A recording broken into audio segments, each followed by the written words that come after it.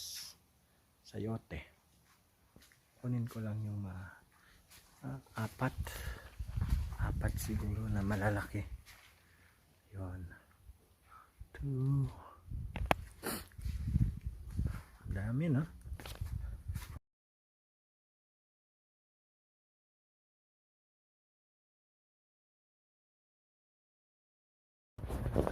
Ayun, ito maliit pa lang, parang dami pa rin bunga.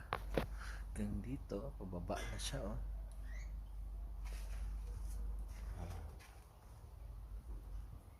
Dami pa rin bunga. In the next 3 to 4 days pwede na yung harvestin ulit at ibigay sa mga kaibigan. Yan, ang dami pa rin oh.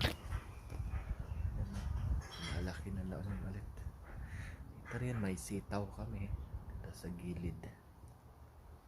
Sitaw, may luya dyan, lokbati. Ito ano to, suha. Ano ba yung suha? Pomelo. Yan, gabi. Ito cutgrass. See? Mga pechay din dun oh. Ito yung pinaghirapan ko nung dati ginawa ko.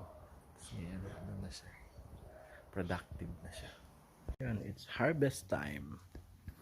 Mag-harvest tayo ng chocos, sayote. Kunin ko lang yung apat siguro na malalaki.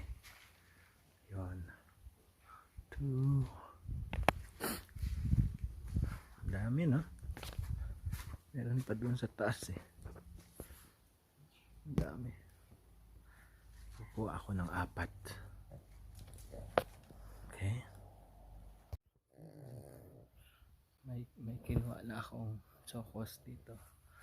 Diba naalala nyo yung isang araw gumawa ako ng ang dami pa. Winter. Kasagsagan pala ng winter. Lumalabas siya.